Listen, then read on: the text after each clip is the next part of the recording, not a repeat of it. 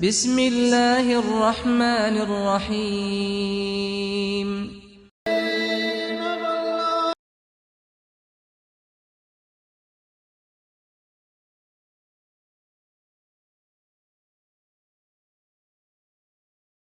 قوة إلا بالله العلي العظيم. أعوذ بالله من الشيطان اللعين الرجيم. بسم الله الرحمن الرحيم. رب اشرح لي صدري ويسر لي أمري واحلل عقدة من لساني يفقهوا قولي. الحمد لله الذي لم يتخذ صاحبة ولا ولدا ولم يكن له شريك في الملك ولم يكن له ولي من الذل وكبره تكبيرا.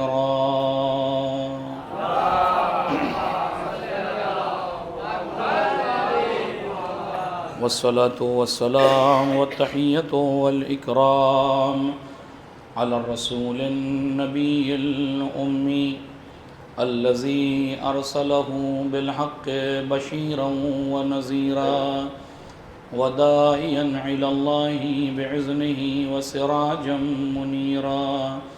سيدنا ومولانا أبي القاسم محمد اللهم صل على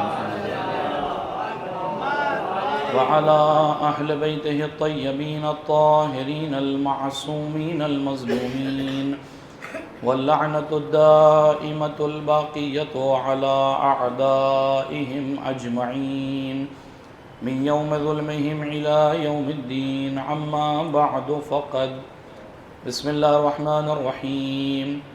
قالت فاطمة الزهراء سلام الله عليها وهو الإمام الرباني والحيكل النوراني وقطب الأقطاب وسلالة الأقطاب الناطق بالصواب نقطة دائرة الإمامة. صلوات محمد. حضرات گزارش ایک مرتبہ سورہ حمد و 3 مرتبہ سورہ توحید کی تلاوت فرما کر مرحوم سید رشاد حسین ابن سید مقبول حسین، شیرین بانو بنت سید اقبال حسین رضوی، نازنین بیگم بنت سید رشاد حسین نقوی، سید جمال احمد ابن سید ناصر احمد رضوی، سید اقبال حسین ابن سید معشوق علی رضوی، کنیز فاطمہ بنت سید الطاف حسین، رخسار فاطمہ بنت سید اقبال حسین، سید مقبول حسین ابن سید فرزند علی نقوی، مریم بنت التجا حسین، رضا باندی بنت الطاف حسین اور غلام رضا نقوی صاحب کے فیملی کے تمام مرحومین و مرحومات کی ارواح کو وصال فرمائے.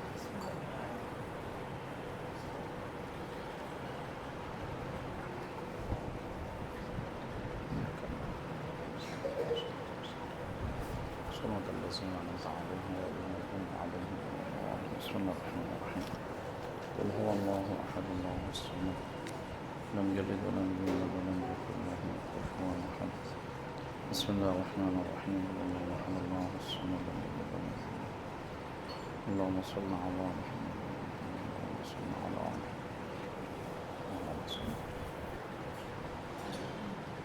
صلوات بھیجیں گے محمد وآل محمد.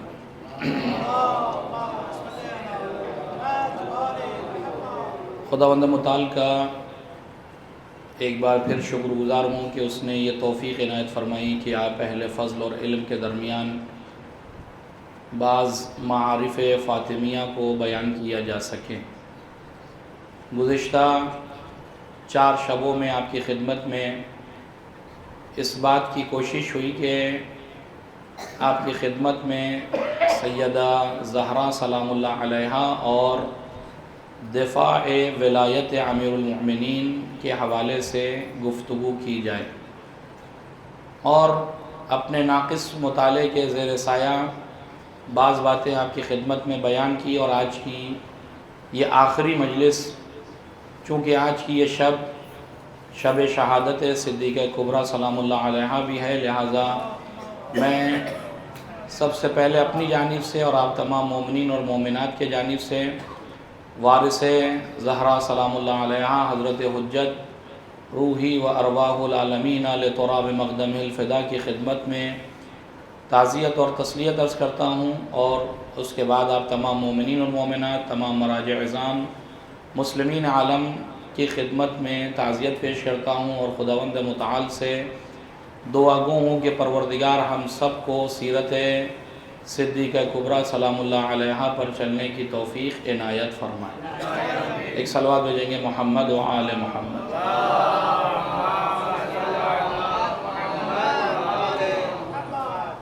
قبل اس کے کہ آج کے حوالے سے کچھ باتیں عرض کروں، گزشتہ 4 شبوں میں جو باتیں میں نے آپ کی خدمت میں عرض کی، اس کا ایک اجمالی اور مختصر سا بیان بڑی جلدی آپ کی خدمت میں پیش کروں کہ خداوند متعال نے ہر نبی، ہر امام اور ہر وہ شخصیت کے جو من جانب اللہ منصوب اور منصوص ہے، اس کو ایک خاص ذمہ داری دے کر اس کائنات میں بھیجا۔ یہی وجہ ہے کہ یہیں سے ایک سوال پیدا ہوتا ہے کہ جب اس حکیم و دانا خدا کا ہر بھیجا ہوا کسی نہ کسی ذمہ داری کو لے کر آ رہا ہے، تو اس کائنات میں صدیقہ کبریٰ کے وجود کی ضرورت کیا تھی؟ جبکہ اللہ کے پاس نبوت جیسا منصب بھی تھا، امامت جیسا منصب بھی تھا، لیکن نہ صدیقہ کو منصب نبوت دیا، نہ صدیقہ کو منصب امامت دیا، لیکن اتنا معتبر بنایا کہ جب وہ نبوت کے سامنے جاتی ہے تو نبوت تعظیم کے لیے کھڑی ہو جاتی ہے، اور جب امامت کا مرحلہ آتا ہے تو ہم نے مباہلہ کے میدان میں دیکھا کہ صدیقہ آگے اور انہی کے نقش قدم پر اپنے پیر جمائے ہوئے علی ابن ابی طالب جا رہے تھے۔ وہ علی جس کے چھوڑے ہوئے نقوش پوری دنیا کے لیے مشعل راہ ہے، اور آج یہ ہمارے لیے فخر کی بات ہے کہ ہم علی ابن ابی طالب کے قائم کردہ نقوش پر اپنے قدموں کو جما کر چلنے میں فضیلت محسوس کرتے ہیں، اور یہی ہر کائنات کا ذرہ بھی فضیلت کو احساس کرتا ہے۔ لہذا یہ کہا جا سکتا ہے کہ علی وہ ہیں جن کے بنائے ہوئے نقوش پر ساری کائنات اپنے قدم کو جمانے پہ فخر کرے، لیکن علی کا فخر یہ ہے کہ وہ صدیقہ کے بنائے ہوئے نقوش پر اپنے قدم کو پیچھے چلاتے ہوئے اپنے فخر کو محسوس کریں۔ ایک صلوات بھیجیے گا محمد و آل محمد پر۔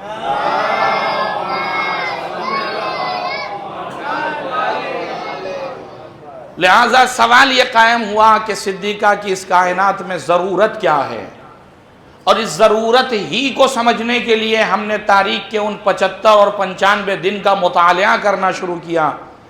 تب جا کر یہ نتیجہ اور یہ سر اور یہ راز ہم پر واضح ہوا کہ کیوں آخر کائنات میں صدیقہ کی ضرورت ہے۔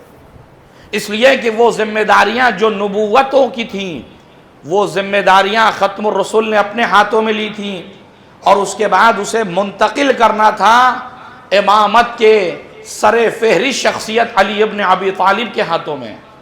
لیکن درمیان میں کچھ اوباش، کچھ منافقین تھے کہ جن کی کوشش یہ تھی کہ اس ذمہ داری کو علی تک جانے نہ دیا جائے، لیکن چونکہ خدا ان کے منصوبوں کے مقابلے میں اپنا منصوبہ چلا رہا تھا، لہذا نہ چاہتے ہوئے بھی اللہ نے میدان غدیر کو سجایا، ولایت امیر المؤمنین کا اعلان کیا، اور پیغمبر کو یہ دلاسا بھی دیا واللہ یعصمک من الناس، پیغمبر آپ گھبرائیے نہیں، ہم آپ کو لوگوں کے شر سے بچائیں گے۔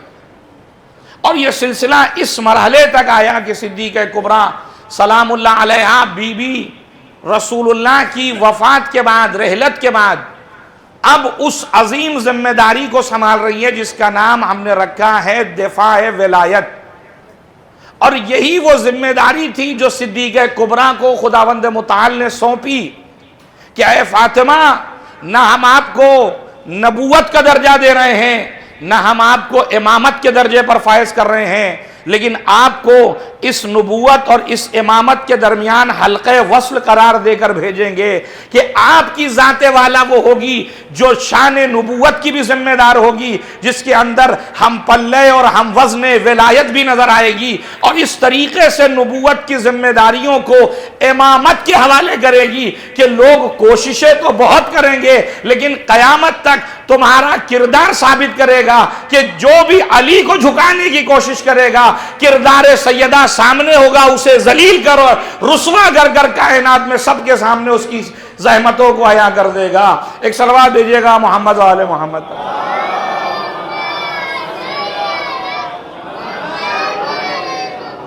لہذا صدیقہ کبریٰ سلام اللہ علیہا اس عظیم ذمہ داری کو جو خدا کی جانب سے دی گئی تھی وہ ذمہ داری صدیقہ کبریٰ نبھا رہی ہیں۔ اور میں نے جو آخری بات آپ کی خدمت میں عرض کی کہ دشمن کا جو پلان تھا وہ پلان یہ تھا کہ ہم جائیں گے یا تو علی بیعت کریں گے تب بھی ہماری جیت، اور یا تو اگر علی بیعت نہیں کریں گے تو تلوار اٹھائیں گے۔ تلوار اٹھانے میں دو صورتیں ہوں گی، یا تو مدینے میں قتل و غارت، اس میں بھی ہمارا فائدہ کہ ہم دین کو برباد کرنا چاہتے ہیں، دین برباد ہو جائے گا، لوگ دین سے متنفر ہو جائیں گے، لوگ دین سے دور کنارہ کشی اختیار کریں گے، دوری اختیار کریں گے، ہمارا ہی فائدہ، ہم چاہتے یہ ہیں کہ محمد کا پھیلایا ہوا دین دنیا میں ختم ہو جائے۔ یا دوسری صورت یہ حال ہوگی کہ علی قتل ہو جائیں گے، اگر علی قتل ہو جائیں تو معاملہ پھر بھی ہمارے ہی فیور میں ہے۔ لیکن ان سارے پلان کرنے والوں کی پلاننگ دھری کی دھری اس وقت رہ گئی کہ جب دروازے پر صدیقہ کبریٰ انہیں نظر آ رہی ہیں، اور صدیقہ نے ان کے سارے پلاننگ کو اس طریقے سے فیل کیا کہ تم نے کچھ سوچ کر اپنے قدموں کو اس گھر تک بڑھایا ہے تو مجھے بھی اللہ نے ولایت کی حفاظت کے لیے دنیا میں بھیجا ہی اسی لیے تھا تاکہ میں ولایت کا دفاع کر سکوں، تو میں بھی خدا کے دیے ہوئے علم کے ذریعے سے ایک ایسا جال تمہارے لیے بنوں گی تو یا تو تم مجھے قتل کرو گے یا تم علی کو بغیر بیعت لیے واپس چلے جاؤ گے۔ اگر بیعت لیے بغیر واپس گئے تب بھی تمہاری ہار ہے، اور اگر تم نے مجھے قتل کرنے کی کوشش کی تو یاد رکھنا قیامت تک تمہارے دامن پر ایسا دھبا لگے گا کہ جتنا چاہو اسے مٹانے کی کوشش کرو لیکن تم تو مٹ جاؤ گے، لیکن تمہاری تاریخ سے وہ دھبا تم نہیں مٹا سکتے ہو۔ ایک صلوات بھیجیے گا محمد و آل محمد۔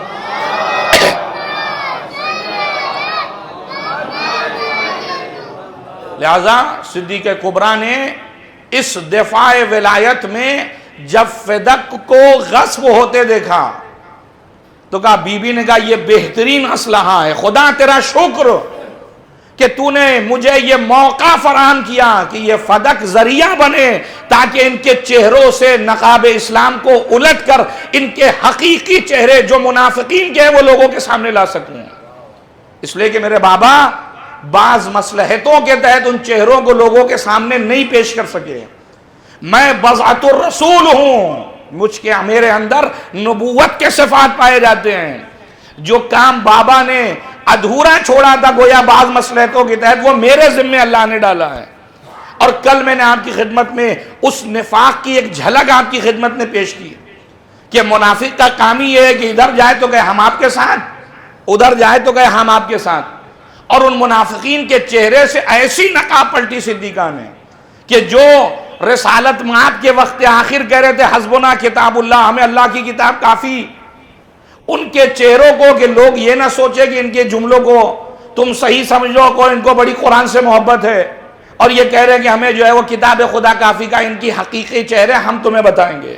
اور فدق میں قرآن سے آیتوں کو پیش کر کے بتایا کہ دیکھو ادھر میرے بابا سے کہہ رہے تھے کہ ہمیں قرآن کافی ہے، اور جب میں نے قرآن سے دلیلیں پیش کی تو کہتے تمہارے بابا نے ایک حدیث مجھ سے بیان کی تھی، یعنی وہاں پر جب بیان کیا تو کہتے قرآن کافی، یہاں پہ قرآن پیش کیا تو کہتے حدیث کافی۔ تو یہی تو نفاق تھا کہ نہ یہ حدیث کے ہوئے نہ یہ قرآن کے ہوئے، یا لفظوں کو بدل کے کہوں نہ ان کا تعلق قرآن مجید یعنی خداوند متعال سے تھا نہ ان کا کوئی تعلق رسالت مآب سے تھا۔ جب جس کا تعلق نہ قرآن سے ہو نہ تعلق رسالت مآب سے ہو تو پھر مسلمان کس کام کا؟ مسلمان تو اسے کہتے ہیں جو قرآن کو بھی سمجھے اور رسول کو بھی سمجھے۔ ادھر نہ قرآن ساتھ میں نظر آ رہا ہے نہ رسالت مآب سمجھ میں آ رہے ہیں۔ صلوات دیجیے گا محمد و آل محمد۔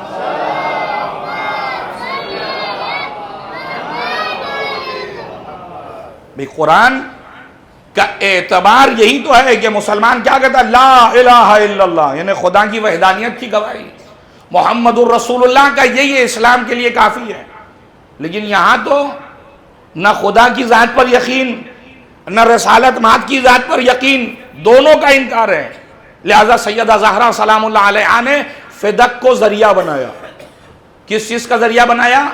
فدق کو ذریعہ بنایا ہے تاکہ ان کے چہروں پر جو نقاب اسلام ہے اسے پلٹا جا سکے۔ بات یہاں تک پہنچی تھی، آج اس کے آگے کی گفتگو۔ اور اب اس کے بعد کا جو مرحلہ ہے، جو بعض علماء اہل سنت نے بھی لکھا کہ کاش سیدہ زہرا سلام اللہ علیہا سے گواہ طلب نہ کیے جاتے۔ آپ سوچ رہے ہیں کہ کیوں ان کے دل میں اتنی محبت آئی؟ اس کی وجہ کیا ہے؟ کیونکہ آپ جب فقہ کے قانون کو پڑھیں گے اور آپ کسی بھی مذہب کی فقہ کو اٹھائیے، جو بھی مسلمان ہیں، اس فقہ کا قانون یہ کہتا ہے کہ جو چیز آپ کے تصرف میں ہے، جس پر آپ کا قبضہ ہے، اگر کوئی دوسرا آگے دعویٰ کرے کہ یہ میری ہے تو قانون فقہ کیا کہتا ہے؟ قانون فقہ یہ کہتا ہے کہ جس کا تصرف ہے، جس کا قبضہ ہے، جو رہ رہا ہے، وہ کھائے گا قسم کہ یہ میری ہے۔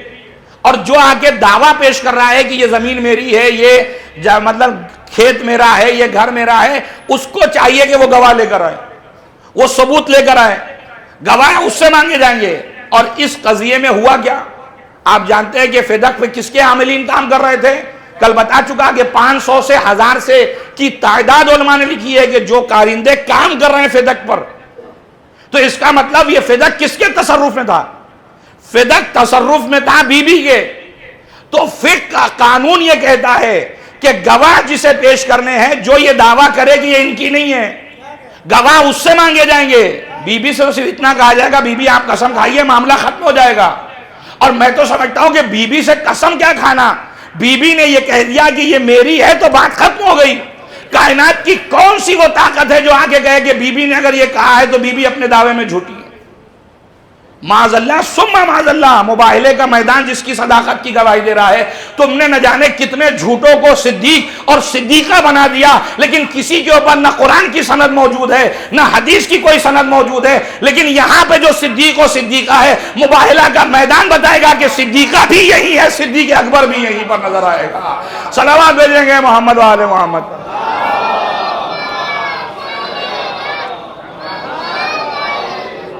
اور میں تو محاورے کی زبان میں کہوں تو کہہ سکتا ہوں کہ ڈیک سے زیادہ، اس لیے کہ بھائی جن کو خود اگر واقعاً اپنی ذات پر یقین ہوتا کہ میں صدیق ہوں تو پھر مباہلے میں نکل کر آتے۔ اللہ کے رسول صدق و صداقت کی بات ہے، مجھے لے کر چلیے آپ۔ اچھا یہ وہ افراد تھے جو ہر جنگ میں جانے کے لیے تیار تھے، کہیں پر بھی ہو اللہ کے رسول ہمیں بتائیے گا، کیونکہ سب کو پتا ہے کہ جس صحت و سلامتی کے ساتھ جائیں گے اسی صحت و سلامتی کے ساتھ واپس بھی آنا ہے ہمیں۔ ایک زخم بھی اگر جسم پر لگ جائے تو جو کہو ہار جائیں اللہ کے رسول۔ آپ بالکل ٹینشن لیجئے، ہر جنگ میں ہم آپ کے ساتھ ہیں۔ لیکن جھوٹی سی جھوٹی روایت نہ ملی کہ جب مباہلے کی آیت نازل ہوئی تو مدینے کی گلیوں میں کوئی نکلا ہو سینہ چوڑا کر کے، اللہ کے رسول آپ بالکل ٹینشن مت دیجئے، میں سچا ہوں، میں آپ کی خدمت میں چلوں گا، میں مباہلے میں۔ پورے مدینے میں سناٹا، کوئی نکلنے کو تیار نہیں۔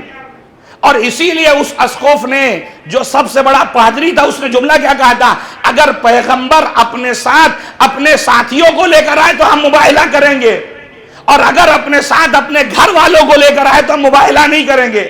اس لیے کہ عقل یہ کہتی ہے کہ اگر پیغمبر معاذ اللہ جھوٹے ہوں گے تو اپنے ساتھیوں کو لائیں گے کہ عذاب آئے تو ساتھی دنیا سے چلے جائیں، گھر والے بچ جائیں۔ لیکن گھر والوں کا لانا بتا رہا ہے کہ پیغمبر اپنے دعوے میں سچے ہیں، اور یہی سچائی بھی ہے پیغمبر کی کہ جب بھی اسلام کو ضرورت پڑی یا محمد کام آیا یا آل محمد میں سے کوئی آگے بڑھ کر خدمت دین کر رہا تھا۔ ایک صلوات بھیجیں گے محمد و آل محمد۔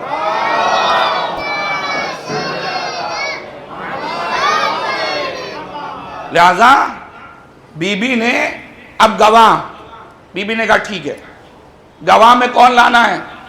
بی بی نے گواہ میں امیر المومنین کو پیش کیا، حسنین کریمین کو پیش کیا، جناب ام ایمن کو پیش کیا۔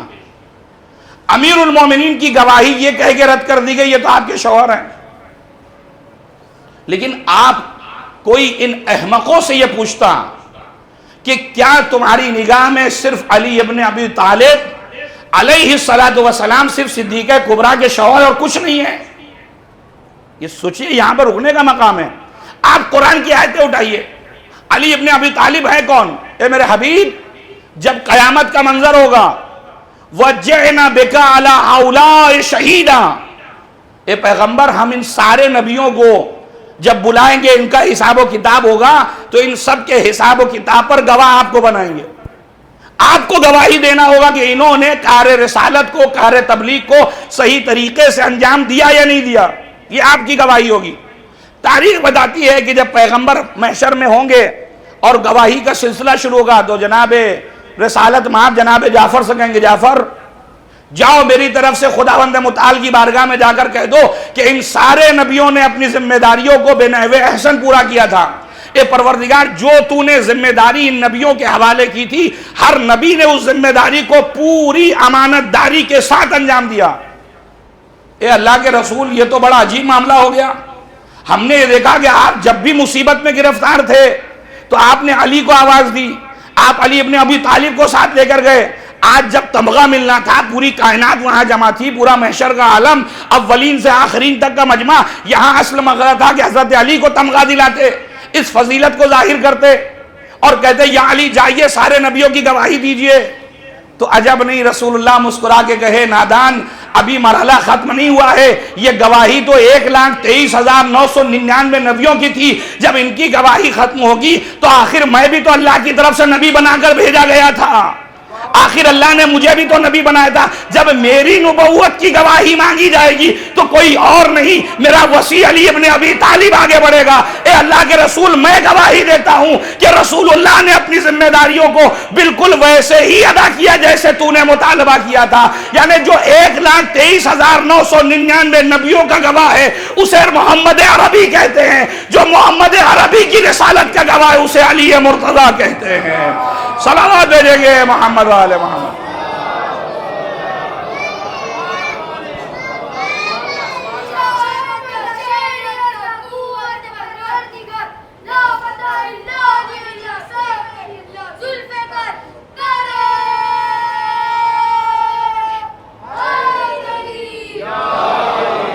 سوچنے کا مقام ہے، جو گواہ ہے نبوت و رسالت ہو اس کو یہ کہہ کر رد کر دینا کہ آپ شوہر ہیں بنت رسول کے، لہذا آپ کی گواہی قابل قبول نہیں۔ اچھا اور کیا ہوا؟ سیدہ شباب اہل الجنہ، ان کی گواہی کا یہ دونوں بیٹے ہیں اس لیے ان کی گواہی قبول نہیں۔ تو نے صرف بیٹے ہونے کو دیکھا، یہ نہیں دیکھا کہ جوانان جنت کے سردار یہ ہیں، اور وہ بھی کس کی زبان اقدس سے جملہ نکلا؟ وہ رسول کہ جو وما ينطق عن الهوى ان هو الا وحی یوحی کا مصداق ہے، اس کی زبان اقدس سے نکلے ہوئے جملے۔ یہ کیسے ممکن تھا کہ وہ بچے ہو یا چھوٹے ہو؟ بلکہ رسول اللہ تو یہ بھی کہہ رہے ہیں کہ یہ دونوں امام قامہ اور قعدہ، یہ بیٹھے ہوں کسی بھی حالت میں ہو، یہ امام ہے، یہ شباب اہل جنہ ہیں، جب جنت جوانوں کے سردار ہیں۔ ان کے بارے میں گواہی کے سلسلے سے شک اور شبہ کا شکار ہو جانا، اور اس کے بعد جناب ام ایمن جیسی خاتون، جناب ام ایمن کو پیش کیا تو کہا ایک عورت کی گواہی قابل قبول نہیں۔ جناب ام ایمن نے بھرے درمان میں کہا یہ بتاؤ کیا رسول اللہ نے تم سب کے سامنے یہ نہیں کہا تھا ام ایمن امرأۃ من الجنہ، ام ایمن جنت کی ایک عورت ہے؟ یہ بتاؤ میں ایک ہوں یا دو بات کی بات ہے، یہ بتاؤ رسول اللہ نے یہ حدیث کہی تھی یا نہیں کہی تھی؟ اگر میں جنتی ہوں تو کیا ممکن ہے کہ میں جھوٹی گواہی دے دوں؟ اگر پیغمبر نے یہ کہا کہ یہ جنتی خاتون ہے، تم میری گواہی کا انکار کر رہے ہو، تو کیا یہ ممکن ہے کہ میں رسول اللہ کے اس جملے کی پاس و لحاظ نہ رکھتے ہوئے جھوٹی گواہی دے دوں؟ لیکن اس کے باوجود کوئی پاس و لحاظ نہیں رکھا گیا اور ان گواہوں کی گواہی کو جھٹلایا گیا۔ صدیقہ کبریٰ سلام اللہ علیہا دلائل پیش کرتی رہی، لیکن ادھر سے دلائل کو رد کیا گیا اور آخر میں صدیقہ کبریٰ سلام اللہ علیہا اپنے گھر واپس آ گئی۔ لیکن عزیزان گرامی، کل بھی یہ جملہ کہا تھا، آج پھر کہہ رہا ہوں کہ فدق در حقیقت صدیق کبریٰ کی وہ ذوالفقار ہے کہ جس سے نہ تنہا صدیق کبریٰ نے 11 ہجری میں ظالمین کا خاتمہ کیا ہے، بلکہ آج بھی فدق وہ تلوار ہے جو جب بھی کوئی چلائے گا جتنے بھی ظالم سامنے آئیں گے وہ سب کے سب نیست و نابود ہو جائیں گے۔ ایک صلوات بھیجیں گے محمد و آل محمد پر۔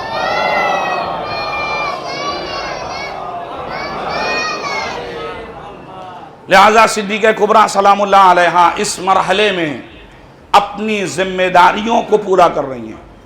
میں نے آپ کی خدمت میں عرض کیا کہ صدیقہ کبریٰ سلام اللہ علیہا یا جو بھی نبی یا جو بھی امام ہیں، اللہ نے جو بھی ذمہ داری اس کو دی ہے اس نے اس ذمہ داری کو ادا کیا، اور یہی پہ رک کر سوچنے کا مقام ہے کہ اتنی بڑی ذمہ داری اللہ نے کسی مرد کو نہیں دی۔ اس لیے کہ اگر فرض کریے صدیقہ کبریٰ مرد کی صورت میں ہوتی تو پھر یا نبی ہوتی یا امام ہوتی۔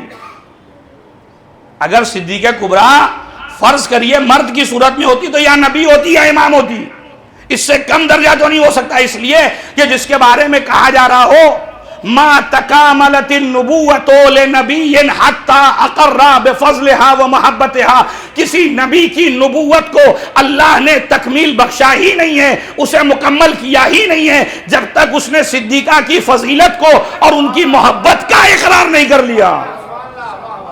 یہ کیا ہے آخر؟ آپ سوچے تو صحیح، کس کی عقل میں آنے والی بات ہے کہ یہ خاتون ہے کون کہ جس کی محبت اور جس کی فضیلت کے اقرار کیے بغیر کسی نبی کی نبوت کو اللہ نے کام مکمل نہیں کیا۔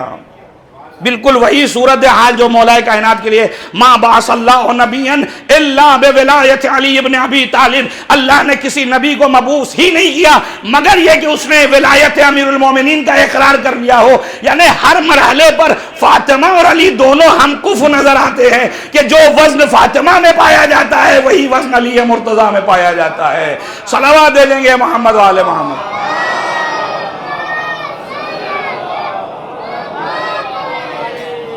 ایک اور صلوات بھیجیں گے محمد والے۔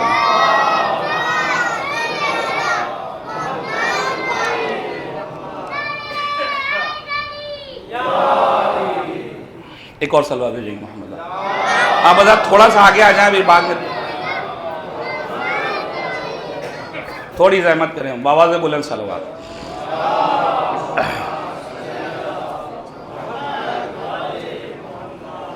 اور بات آج کی جو عرض کرنے جا رہا ہوں وہ یہ کہ ایک مقدمہ ہے، پہلے میں اسے آپ کی خدمت میں ذکر کر دوں۔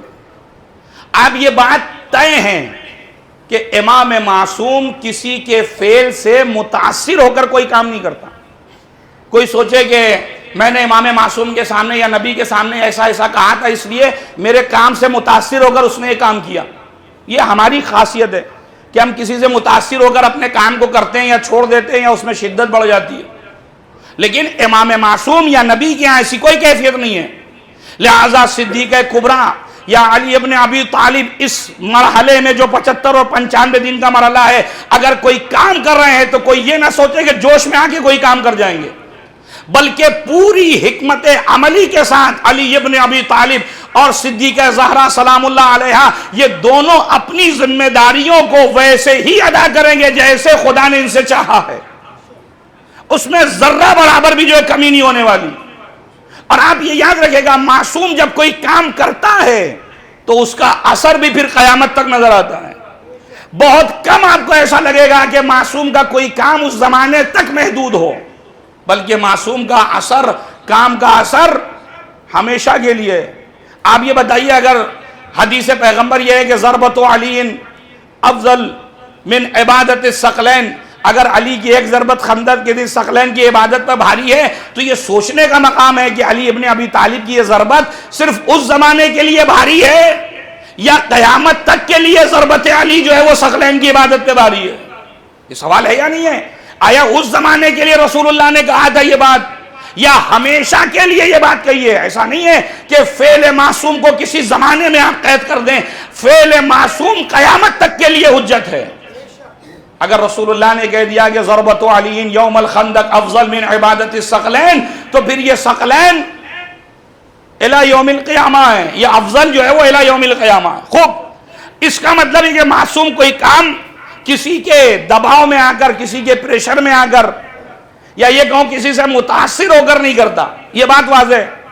اب آپ دیکھیں صدیق کبریٰ کے سامنے ولایت کا دفاع ہے، چونکہ موضوع کو آج تکمیل کرنا گرچہ بہت بڑا موضوع ہے، وہ پورا نہیں کر پاؤں گا میں، لیکن کچھ اشارے کر رہا ہوں صرف۔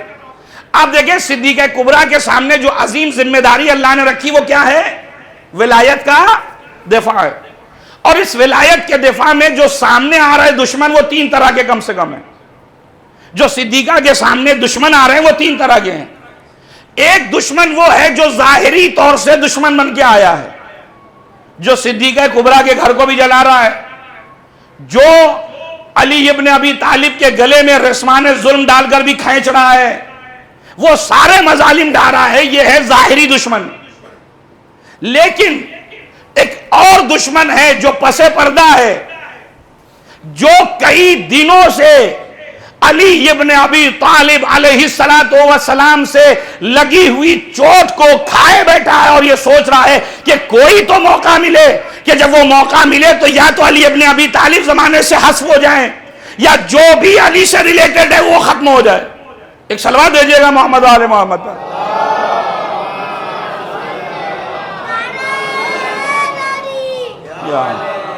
اور یہاں پہ رکے میں ایک اشارہ بھی کروں، اب میں یہ میرے جملے نہیں ہے، قرآن مجید ہے۔ قرآن کیا کہتا ہے؟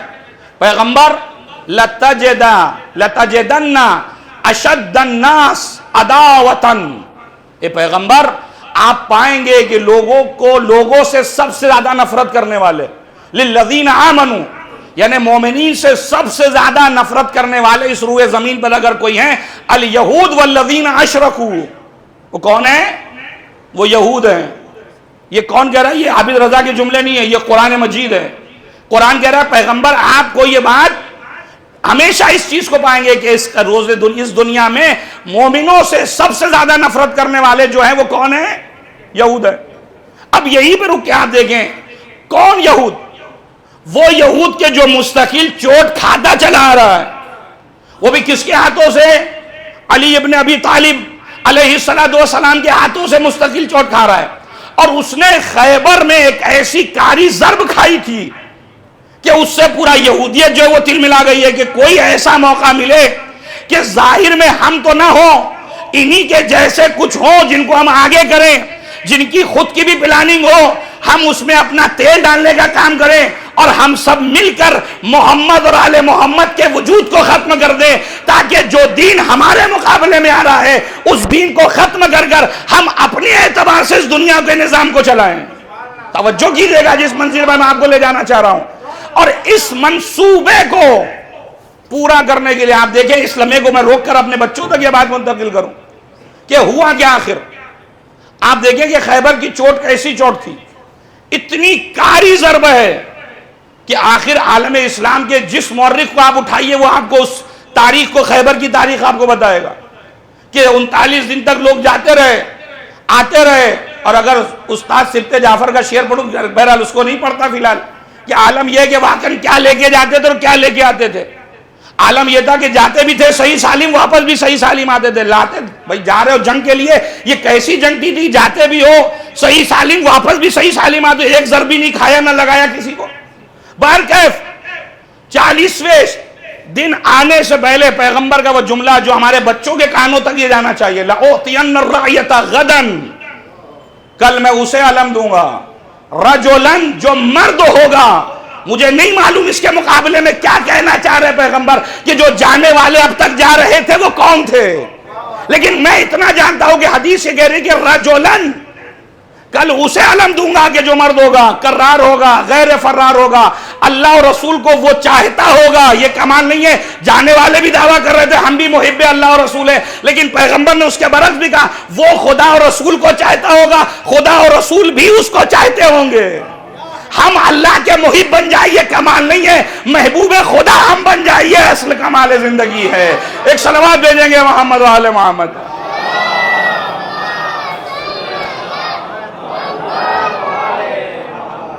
لہذا ایسا سخت مرحلہ، اور یہ اب یہی پر رک کر ایک بات اور اہل علم تشریف رکھتے ہیں، اس بات کی قدر کریں گے۔ وہ تو کہیے قربان جائیں علی ابن ابی طالب کیا ہے، خدا کی قسم کہ مولا کائنات کی زندگی میں جہاں احد، بدر، خیبر، خندق، وہیں پر مولا کائنات کی زندگی میں صفین، جمل اور نہروان جیسی جنگیں ملتی ہیں. ورنہ یہ مورخ جو بنی امیہ کے دسترخوان پر روٹی توڑنے والے، بوٹی توڑنے والے، یہ لکھ دیتے کہ علی کا کمال ہی کیا تھا، وہ تو رسول اللہ تھے، رسول اللہ پھونک کر کچھ بھیجتے تھے، دعا دے کر بھیجتے تھے، لہذا علی ابن ابی طالب جاتے تھے تو کامیابی ملنے تھی، ہمیں بھی رسول اللہ پھونک کر بھیجتے تو ہم بھی کامیاب ہو جاتے. لیکن یہ حکمت خداوند متعال تھی کہ حضرت علی اپنے زندگی کے آخری مرحلے میں، یعنی 60 سال کا عرصہ جوانی نہیں ہے، اس 60 سال کے عرصے میں بھی جمل کو انجام دے رہے ہیں، صفین کے معرکے کو طے کر رہے ہیں، نہروان کے معرکے کو طے کر رہے ہیں، تاکہ انہیں بتا سکیں کہ میری شجاعت خدا کی طرف سے ہے. توجہ کیجئے گا، جو تم یہ سمجھ رہے ہو کہ میں کہ یہاں دنیا نہیں، میری شجاعت خدا دادی ہے، وہ روح میں شجاعت ہے. ورنہ خدا کی قسم یہ لکھ دیتے یہ رسول اللہ کی دعا کا اثر تھا، ورنہ علی میں کہاں شجاعت تھی. لہذا اس درمیان میں مولا کائنات ہے، ادھر بدر و احد، خیبر، خندق، اور ادھر جمل، صفین، اور درمیان میں یہ معرکہ ہے جو صدیق کبریٰ کی شہادت کا ہے. ایک صلوات بھیجیے گا محمد و آل محمد پر.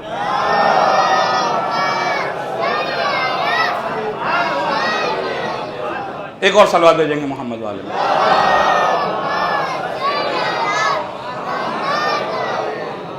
لہذا یہ سخت ترین مرحلہ ہے کہ صدیق کبریٰ سلام اللہ علیہ ان ظالموں کے مقابلے میں کہ جو امیر المومنین کے ضرب کاری سے مزمحل تھے، پریشان تھے کہ اب کریں تو کیا کریں.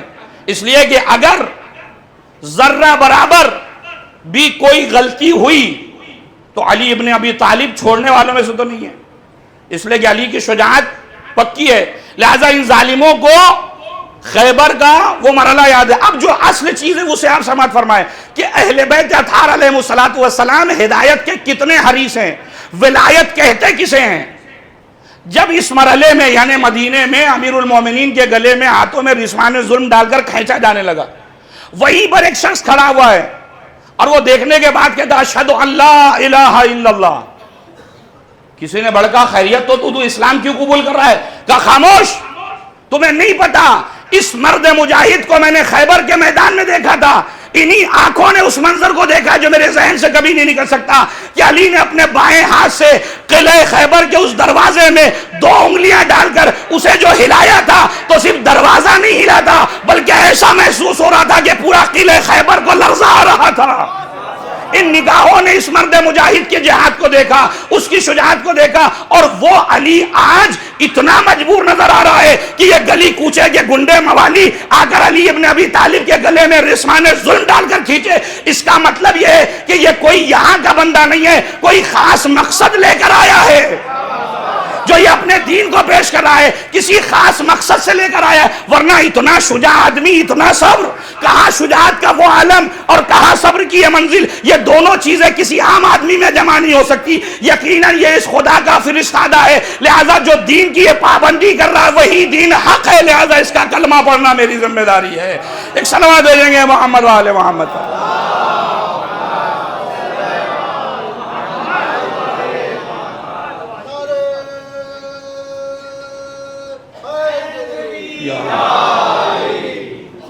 جس نے اپنی آنکھوں سے دیکھا ہو وہ کیسے کہہ سکتا ہے کہ میں جو ہے وہ اس کی شجاعت کا کیوں آخر سوچنے پہ مجبور ہے کہ کیوں آخر اس ظلم کو برداشت کرنا، کیا مجبوری ہے آخر علی ابن ابی طالب کی، صبر کے کس مرحلے پہ گزر رہے ہیں علی ابن ابی طالب.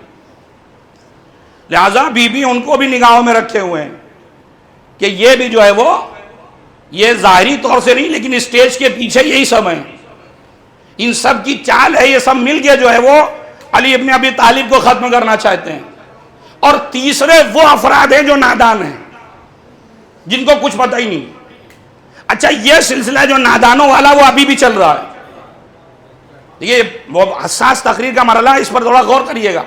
یہ جو نادان والے لوگ ہیں یہ ان کا سلسلہ ابھی بھی جاری ہے. وہ 2 مرحلے ایسا نہیں ہے کہ وہ بھی ختم ہو، وہ تو پہلا والا سلسلہ جو ظاہری دشمن تھے وہ تو ختم ہو گئے، لیکن وہ جو پیٹ پیچھے پلاننگ کرنے والے، بیک ڈور سے آنے والے یا اسٹیج کے پیچھے کھڑے ہو کر سارا کھیل رچنے والے، یہ افراد ابھی بھی باقی ہیں.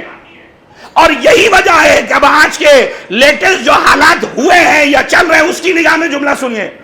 کل کچھ لوگوں نے بعض اسلامی ممالک پر حملہ کر کر کامیابی کو حاصل کر کر یہ سوچ لیا تھا کہ ہم نے خیبر کا بدلہ لے لیا. توجہ کیجئے گا, بعض اسلامی ممالک کو اپنے قدموں پہ لا کر یہ سوچ رہے تھے کہ ہم نے خیبر کا بدلہ لے لیا, لیکن انہیں پتہ نہیں تھا کہ خیبر کی دو تاریخیں ہیں. ایک تاریخ 39 دن تک چلی ہے اور دوسری تاریخ 40ویں دن تک چلی ہے. دوسری تاریخ کا پہلو 40ویں دن نکل کر آتا ہے, جس سے تمہارا مقابلہ اب تک تھا وہ 39ویں دن تک والے تھے کہ جو جاتے بھی تھے واپس بھی آتے تھے اور چوٹ بھی نہیں کھاتے تھے. لیکن جب تمہارا مقابلہ ان سے ہوا کہ جو 40ویں دن کے ماننے والے کے تھے, جو 40ویں دن علم لے کر گیا تھا, تو وہ تم ہی تھے جو لوگوں سے کہہ رہے تھے کہ جتنا جلدی ہو سکے صلح کرا دو, ورنہ 12 دن اگر اور جنگ چلی تو ہمارا نام و نشان نقشے سے مٹ جائے گا. ایک صلوات بھیجیں گے محمد و آل محمد.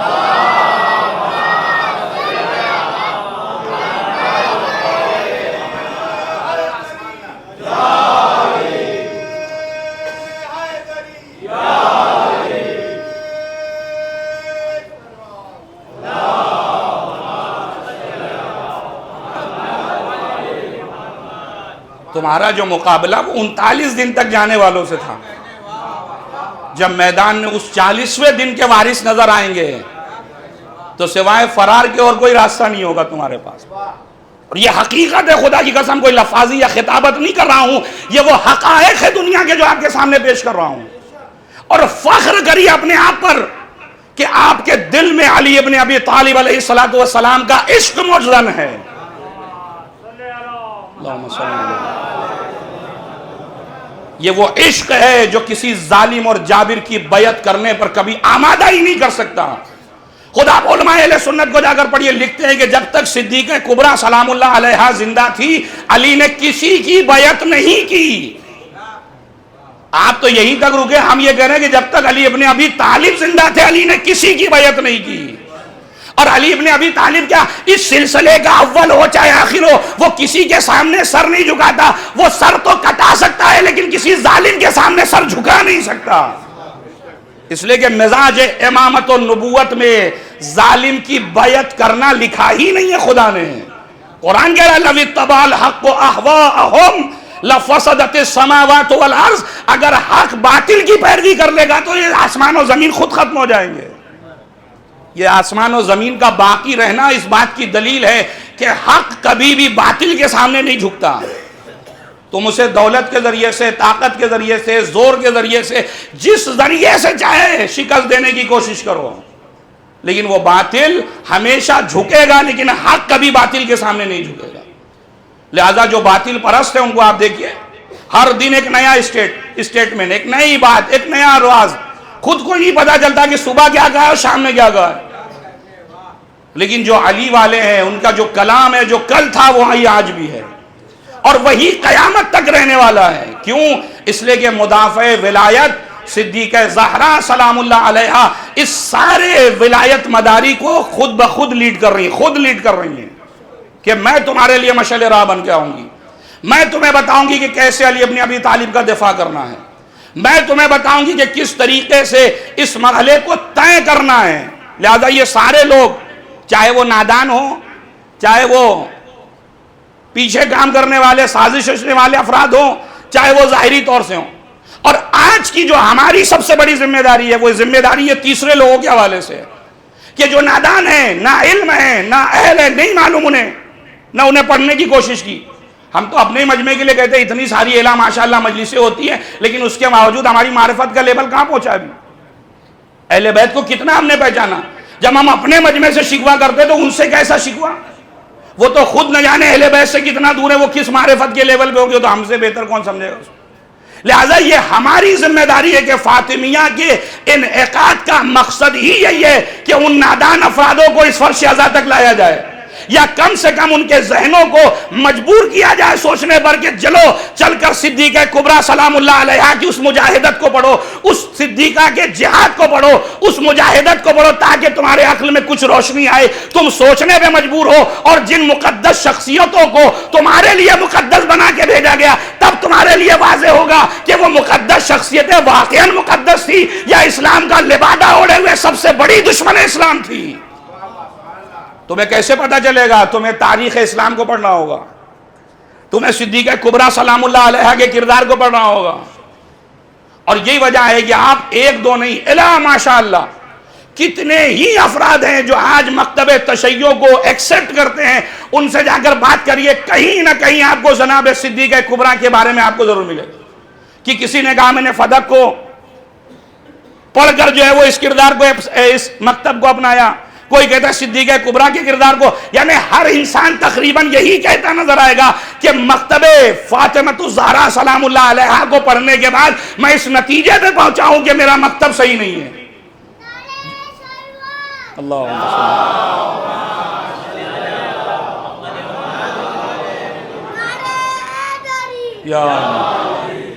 لہذا اس چیز کی ذمہ داری ہم سب کی ہے، چاہے وہ عالم ہو، چاہے وہ خطیب ہو، چاہے وہ ذاکر ہو، چاہے وہ سامعین ہو، چاہے وہ شاعر ہو، سب کی ذمہ داری ہے کہ ان نادان افراد کے ذہنوں تک وہ سوئچ کو آن کرنا آپ کی ذمہ داری ہے۔ اس لیے کہ صدیقہ کبریٰ سلام اللہ علیہا یہی چاہتی تھی کہ پوری کائنات میں اگر کسی کی ولایت چلے تو وہ ولایت امیر المومنین ہے، اور جس دن اس ولایت کو آپ یقین جانے عملی جامہ پہنا دیا گیا، اس پوری کائنات میں شر، فساد، فتنہ وہ سب ختم ہوتا نظر آئے گا۔ لہذا ہماری کوشش ہونی چاہیے کہ اس فاطمیہ میں صدیقہ کبریٰ کے اس کردار کو پیش کریں تاکہ صحیح معنی میں لوگ ولایت امیر المومنین کی جانب آ جائیں۔ ایک صلوات بھیجیں گے محمد و آل محمد۔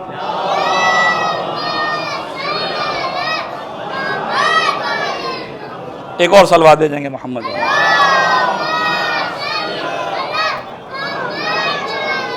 اور میں نے کہا اس حوالے سے صدیقہ نے بہت سے اقدامات کیے، ایک اقدام میں نے صرف خطبہ فدق کے بیان کیا، اور کیا اقدامات ہیں، اور بہت سے اقدامات ہیں۔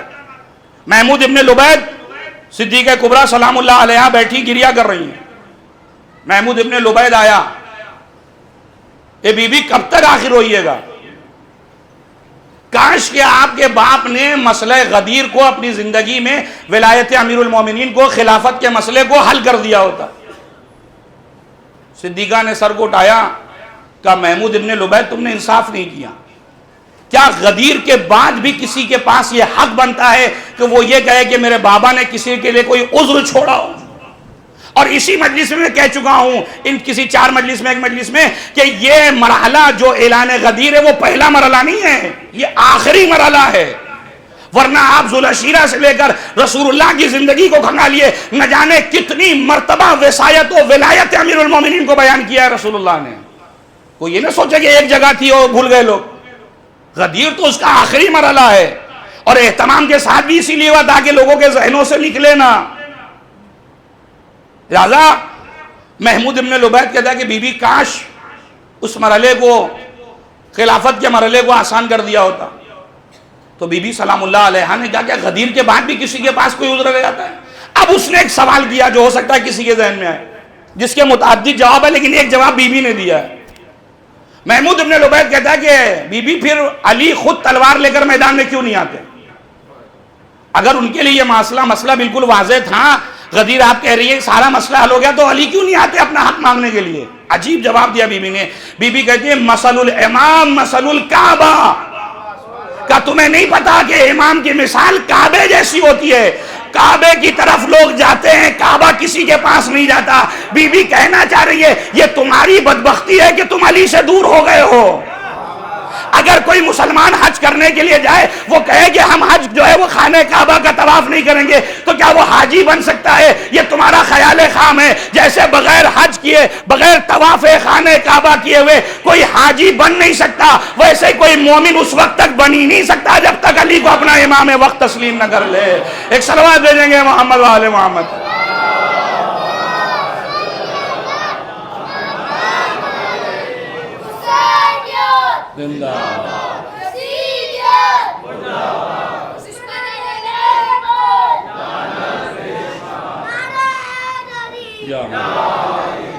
لہذا بی بی صاف لفظوں میں کہہ رہی ہے کہ کعبے کی طرف لوگ جاتے، کعبہ کسی کے پاس نہیں جاتا۔ علی آج جس مرحلے میں ہیں اس مرحلے میں علی کسی کے پاس نہیں جائیں گے کل تم کہو کہ علی کو حکومت کی بڑی لالچ تھی. آج علی جس مرحلے میں تمہیں خود اپنے ایمان کو ثابت کرنا ہوگا, تمہیں علی کے پاس جا کر بیعت کرنی ہوگی. آج ثابت ہوگا کہ تم واقعاً علی والے اور اللہ والے ہو یا نہیں ہو, یا صرف دعوی کیا کرتے. لہذا مثل الامام مثل الکعبہ. لہذا بی بی اس مرحلے میں لے کر آئیے. اس کے بعد بی بی نے کیا قدم اٹھایا؟ اب تاریخ کا وہ حساس مرحلہ کہ اب یہ طے کرنا کہ بی بی اس ولایت کے دفاع میں کامیاب ہوئی یا نہیں ہوئی. بی بی کو ایک اللہ نے ذمہ داری دی اور وہ ذمہ داری تھی ولایت کا دفاع کرنا. سوال یہ ہے کہ بی بی اگر اس ولایت کے دفاع میں کامیاب ہوئی یا نہیں ہوئی؟ آپ کہیں گے بالکل مولانا ہوئی. دلیل کیا ہے آپ کے پاس؟ اس لیے کہ ہر نبی کو, ہر امام کو جو ذمہ داری دی گئی تھی اس ذمہ داری کو اس امام نے بخوبی نبھایا ہے. اے حسن مجتبی, آپ کو صلح کے میدان میں کامیاب ہونا ہوگا, امام حسن نے کامیابی حاصل کر کے دکھائی. اے سید الشہداء, آپ کو کربلا کے میدان کو سجانا ہوگا, سید الشہداء نے مارکہ کربلا کو سر کیا. سید سجاد, تمہیں کوفے اور شام کے بازار میں اپنی شجاعت اور اپنے صبر کا مظاہرہ کرنا ہوگا. جناب سید سجاد نے وہ مظاہرہ کر کے دکھایا. امام باقر, یہ ساری روایتوں کو لوگوں تک پہنچانا ہوگا. امام باقر سنا رہے ہیں. اے امام صادق, تمہیں کرسی تدریس پر بیٹھ کر لوگوں کو درس و تدریس کے مرحلے سے گزارنا ہوگا. لہذا چھٹے امام نے اس ذمہ داری کو ادا کیا اور الی آخر سارے امام اپنی ذمہ داریوں کو ادا کر رہے ہیں. اور آج بھی وہ غیب میں, پردے غیب میں رہ کر وہ بھی اپنی ہدایت کی ذمہ داری کو پورا کر رہا ہے, بالکل اسی طریقے سے جیسے سورج بادلوں کے پیچھے چلا جائے, دکھائی تو نہیں دیتا لیکن اپنے فیوزات لوگوں تک پہنچاتا رہتا ہے. ایک صلوات بھیجیں گے محمد و آل محمد.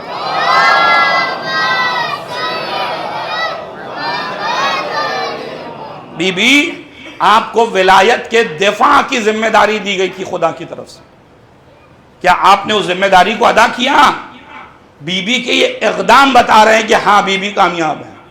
لیکن وہ محکم دلیل کیا ہے جس سے یہ ثابت ہو جائے کہ بی بی اپنے مرحلے میں کامیاب ہو گئی؟ وہ دلیل کیا ہے؟ تاریخ کے صفحات کو اٹھائیے. کچھ لوگ آئے, بنت رسول ہم آپ سے معافی کے طلبگار ہیں, ہم آپ سے معافی چاہتے ہیں. بی بی نے جو جواب دیا, خدا کی قسم میں اسے اپنے لفظوں میں اگر بیان کروں تو بی بی نے کہا میں تمہاری سیاست سے بخوبی واقف ہوں کہ تم اس معافی کے آڑ میں اپنے آپ کو بچانا چاہتے ہو, لیکن یاد رکھو اگر تم اپنے آپ کو سیاست داں سمجھتے ہو تو ہم سے بڑا بھی کوئی سیاست داں نہیں ہے. میں پیغمبر کی بیٹی ہوں, تمہارے اس پورے سیاست کے کھیل کو باطل نہ کر دیا تو محمد کی بیٹی نہ کہنا. اور کیا ہوا؟ اس بھی معافی کے آڑ میں آئے معاف کرنے کے لیے. بی بی نے کہا نہیں, معافی نام کی کوئی چیز نہیں یہاں پر. اچھا یہیں پہ رک کر اپنے بچوں کے ذہن میں ڈالوں, اہل بیت اطہار علیہم الصلوۃ والسلام وہ ہے جو لوگوں کی غلطیوں کو درگزر کرنے کا بہانہ تلاش کرتے ہیں. ممکن ہو, یہ جملہ آخر مجمع تک پیش کر رہا ہوں, کہ ممکن ہو کہ میرے معافی مانگنے میں دیری ہو لیکن ادھر سے معاف کرنے میں کوئی دیری نہیں ہے. اور اگر دلیل چاہیے تو کربلا میں آئیے. حر کے معاف کرنے میں دیری تھی, حر اپنے آپ کو جنت تک لے جانے میں دیری کی, 1 محرم 2 محرم, لیکن جب آیا ہے قدم رسالت, قدم سید الشہداء میں, تو حسین نے دیری نہیں کی. اس کے آنے میں دیری ہوئی ہے لیکن حسین کے معاف کرنے میں دیری نہیں تھی. گلے لگا کے کہا حر تیری ماں نے تیرا کتنا اچھا نام رکھا ہے. وہ یہ بتا رہا ہے کہ اہل بیت تو بہانہ تلاش کرتے ہیں کہ کوئی معافی مانگے اور اسے معاف کر دیں, لیکن یہاں جو مجرم ہے وہ مجرم ولایت ہے, اور اس ولایت کے مقابلے میں جو آیا اس سے بڑا کوئی شیطان اعظم نہیں ہو سکتا. لہذا شہزادی نے کہا اتنی آسانی سے بات نہیں حل ہونے والی. لہذا ان سیاست دانوں نے دوسرا راستہ اختیار کیا. یا علی, آپ وسیلہ بن جائیے, آپ بنت رسول سے کہیے کہ ہمیں معاف کر دیں. سوال, اگر غلطی تھی نہیں تو معافی کس بات کی؟ جواب دے علماء کہ اگر بی بی سے کوئی خطا ان سے سرزد نہیں ہوئی ہے بی بی کی شان میں, تو یہ غلطی معافی کس بات کی مانگ رہے؟ کیا کیا تھا آخر؟ سوالیہ نشان ہے یا نہیں ہے؟ کسی کا آپ سے طلب کرنا کہ بھائی مجھے معاف کر دیجئے, اور کوئی کہ بھائی کیا غلطی کیا؟ آپ نے کہا بس ایسی ان کا دل کیا, آ گئے معافی مانگنے, ہم نے ہی معاف کر دیا. اور آدمی کا عجیب احمق ہے دونوں, کہ وہ کہہ رہے وہ ایسی معاف کرنے آئے تھے, انہوں نے بھی ایسی معاف کر دیا. معافی مانگنے کا مطلب ہی یہی ہے کہ کوئی غلطی سرزد ہوئی ہے. اچھا یہی پہ رک کر ایک اور لطیف جملہ سنیے. یہ کس کے پاس آئے؟ امیر المومنین کے پاس، یا علی آپ وسیلہ بن جائیے۔ اب میں ان سے خطاب کروں گا جو وسیلے کے منکر ہیں کہ آج تو تم وسیلے کے منکر ہو، لیکن ذرا اپنے آبا و اجداد کی طرف نگاہ کرو، ان کو بھی جب ضرورت پڑی ہے تو در علی پر آ کر کہتے یا علی آپ وسیلہ بن جائیے ورنہ ہمارا کام بننے والا نہیں ہے۔ ایک صلوات بھیجیں گے محمد و آل محمد۔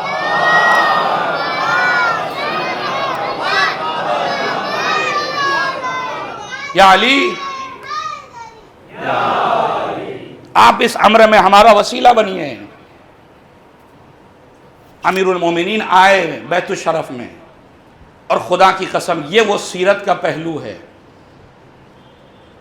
جو بی بی نے اپنی ماں سے بھی حاصل کیا ہے وراثت میں۔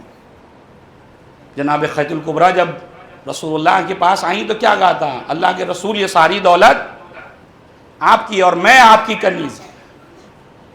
آپ مقام صدیقہ کبریٰ کو ذہن میں لائیے، کیا کوئی اس مقام عظمیٰ پر فائز خاتون جس سے امیر المومنین نے آگے کہا کہ بنت رسول وہ آئے آپ سے معافی طلب کرنے، کہا میں ان کو جواب دے چکی، کہا وہ مجھے وسیلہ قرار دے رہے ہیں بنت رسول تاکہ آپ تک پہنچ سکیں۔ کیا جواب دیا بی بی نے؟ کیا فرماتی ہے؟ یہ نہیں کہا کہ میں نے کہہ دیا بات ختم ہو گئی، کہ ابو الحسن البیت بیتک والحرۃ جاریتک او زوجتک، اے علی یہ گھر آپ کا گھر ہے اور میں آپ کی زوجہ ہوں، میرے اوپر آپ کی اطاعت فرض ہے، اگر آپ چاہتے ہیں کہ وہ آئیں تو آئیں، میں یہاں پر کوئی فیصلہ نہیں لوں گی۔ آپ دیکھیں یہ اطاعت کی وہ منزل ہے خدا کی قسم جو ہمارے سماج اور معاشرے کے لیے، جو بی بی نے جاتے وقت اس دنیا سے ایک جملہ اور کہا تھا، وہ بھی خاص طور سے اپنی خواتین سے مخاطب ہوں، اور وہ افراد کے جو گھر میں اپنے بد کرداری کی بنیاد پر گھر کو جہنم بنانے کی کوشش کرتے ہیں، ان سے بھی مخاطب ہوں۔ بی بی نے کیا کہا تھا؟ یا ابو الحسن میں نے پوری زندگی میں 3 کام کبھی نہیں کیے۔ پہلی چیز، ابو الحسن میں نے کبھی آپ سے جھوٹ نہیں بولا۔ رشتہ ازدواج کی بنیاد ہی صداقت پر باریکی ہوتی ہے۔ اگر اس رشتہ ازدواج کی دیوار کو آپ بڑا کرنا چاہتے ہیں، مضبوط کرنا چاہتے ہیں، تو اپنے رشتہ ازدواج سے جھوٹ کو نکالیے پہلے، کوئی جھوٹ نہیں چلنے والا۔ دوسری منزل کا، میں نے کبھی آپ سے خیانت نہیں کی ہے۔ اب اس جملے کی تشریح کے لیے تفسیر طلب ہے، آپ بہتر جانتے ہیں خیانت کا مفہوم کیا ہے۔ تیسرا جملہ بھی نے کہا کہ میں نے کبھی آپ کی حکم کی مخالفت نہیں کی،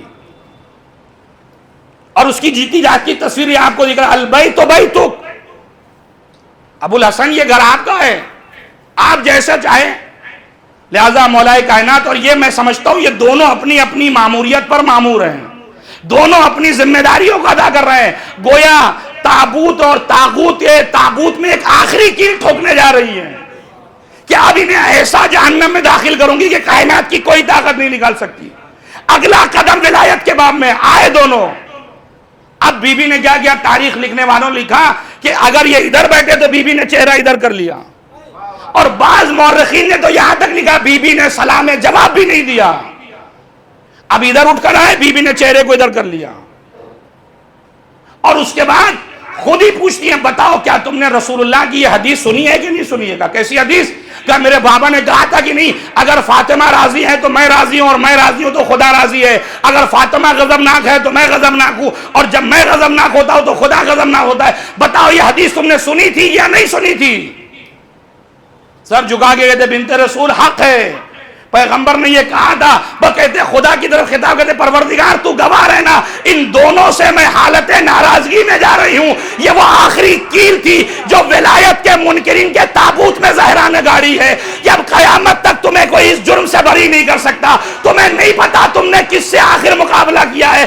اگر علی کی تلوار کے سامنے آتے تو صرف جسم ٹکڑے ہوتا، لیکن فاطمہ کی تلوار کے سامنے آئے ہو، تمہارے کردار کے ٹکڑے ٹکڑے کر کر قیامت تک لوگوں کو بتاؤں گی کہ تم مجرم ولایت ہو، اور فاطمہ کبھی مجرم ولایت کو معاف نہیں کرے گی۔ صلوات بھیجیں گے محمد و آل محمد۔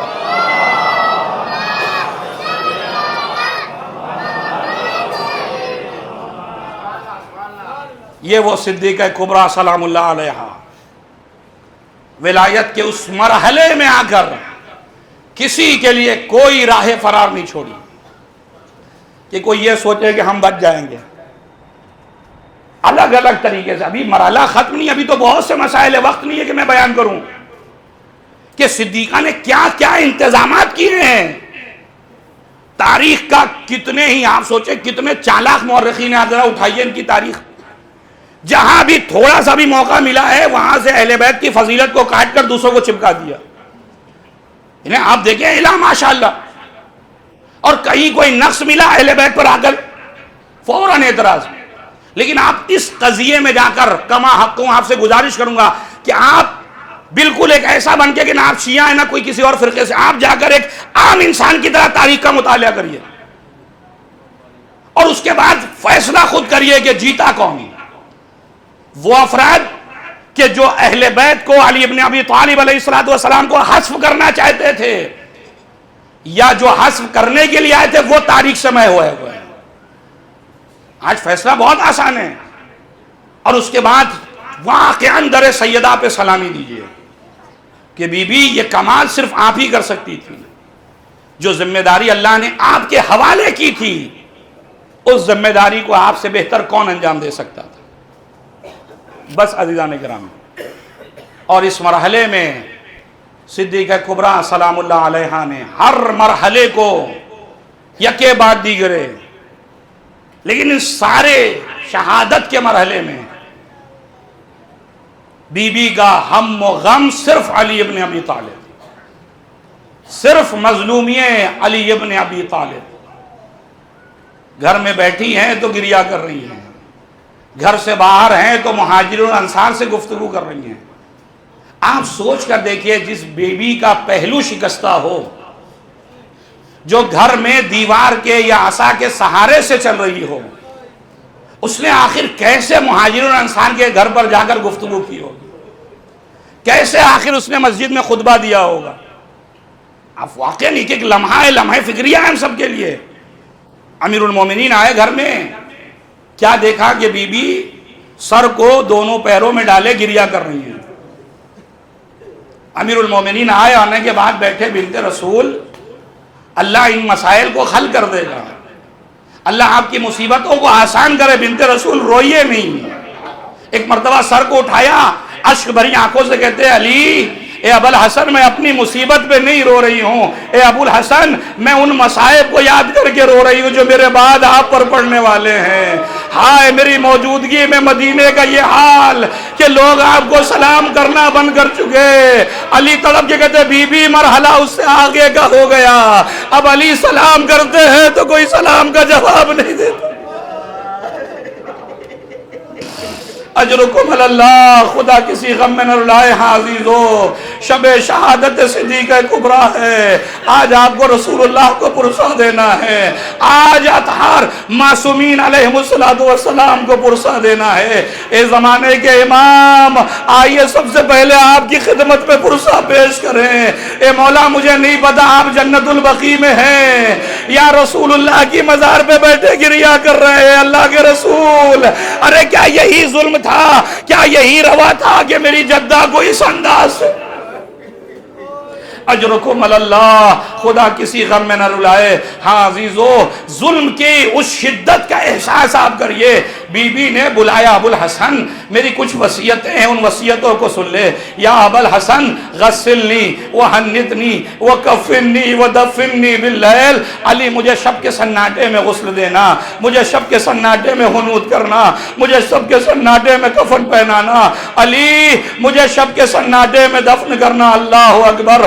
بنت رسول خدا، مدینہ مسلمانوں سے بھرا ہوا، لیکن وصیت اور اس کے بعد عجیب جملہ عزیزو، ظلم کی کس انتہا پر یہ مجرمین تھے آپ احساس کریں. رحمت للعالمین کی بیٹی تڑپ کے کہتے علی ان دونوں کو میرے جنازے پہ آنے کی اجازت نہیں ہے.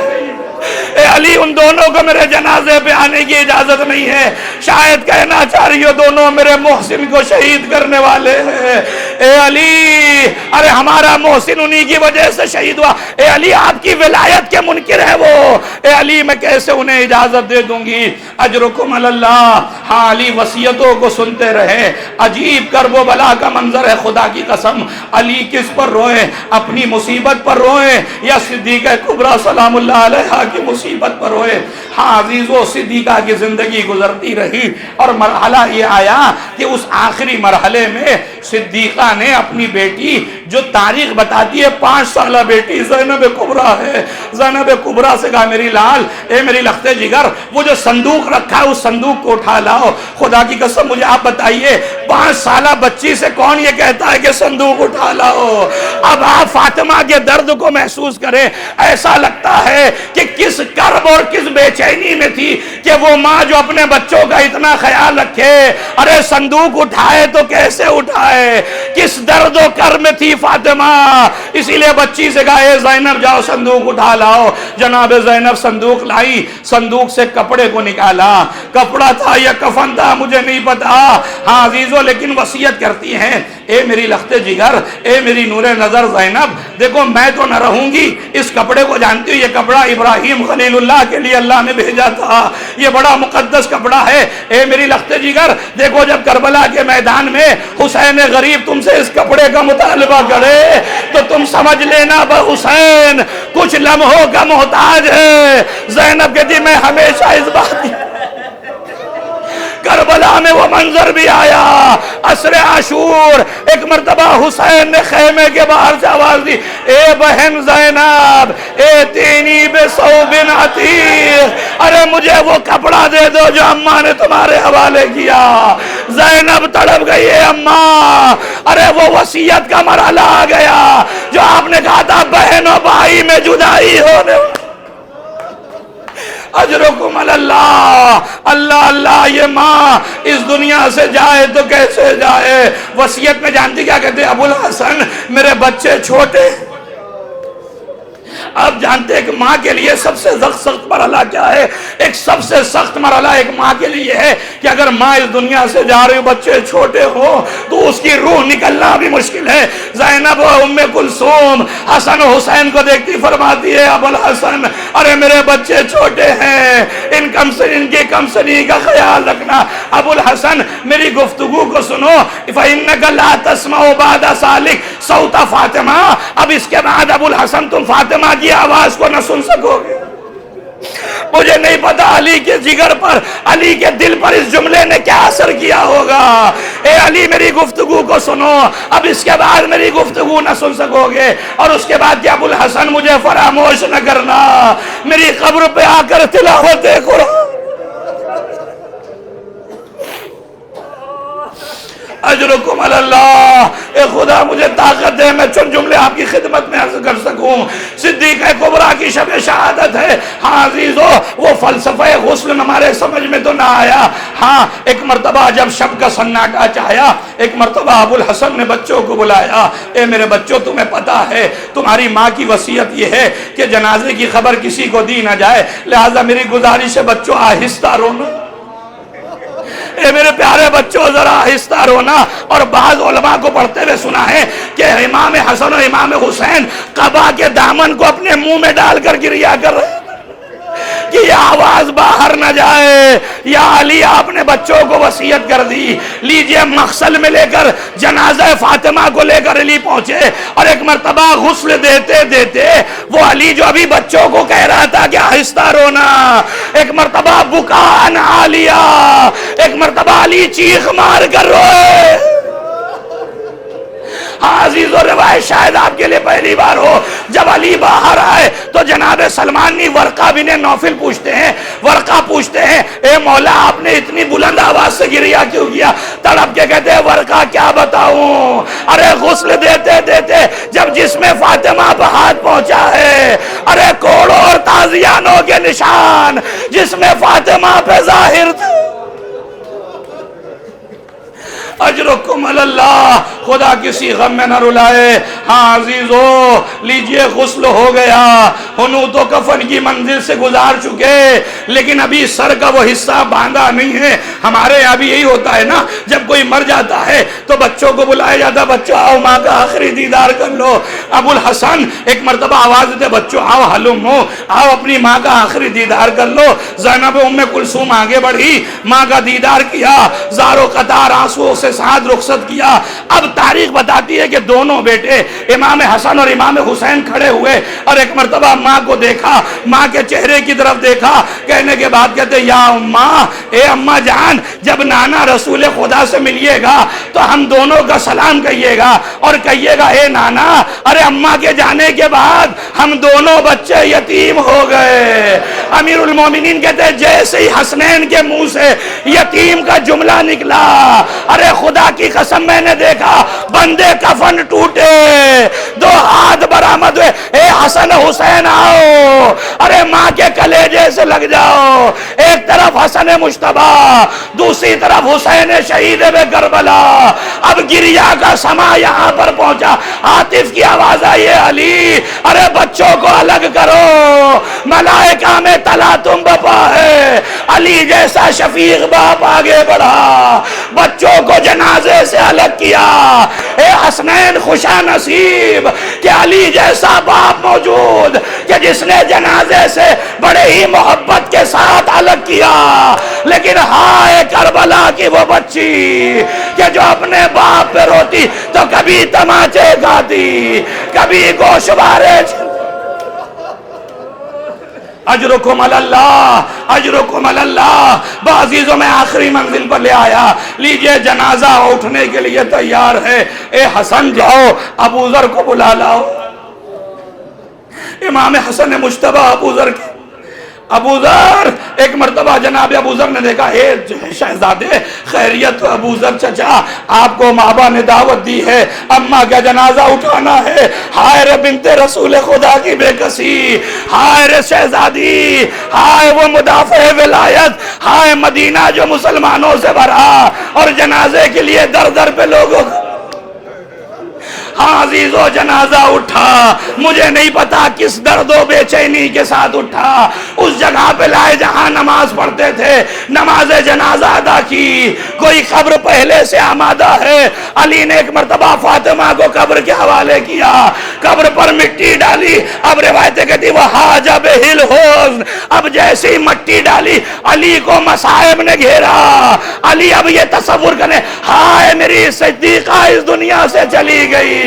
وہ رسول خدا کے قبر کی طرف اشارہ کیا، اے اللہ کے رسول میرا سلام آخر قبول کریے، اپنی بیٹی کا بھی سلام قبول کریے۔ اے اللہ کے رسول اب علی کی رات کٹ کٹ کر جگ جگ کے کٹے گی، اب علی کا دم غائمی ہے۔ لیکن ایک جملہ پڑھ کے ختم کر رہا ہوں، اے اللہ کے رسول اپنی بیٹی سے خود اس کے حالات پوچھئے گا، اور خود ہی کہتے ہیں اے اللہ کے رسول بار بار پوچھئے گا، بار بار پوچھئے گا، اس لیے کہ جب اپنے شوہر سے نہ جانے کتنی باتیں چھپا کے چلی گئی۔ اے اللہ کے رسول، ارے آپ کی بارگاہ میں آپ کی بیٹی آ گئی، اللہ کی امانت آ گئی، آپ اس سے خود سوال کریے گا کہ امت نے اس پر کیا ظلم ڈھائے۔ علی کا غم دائمی ہے، علی کی راتیں اب جگ جگ کر کٹنے والی ہے۔ یا بنت رسول خدا واہ مظلومہ۔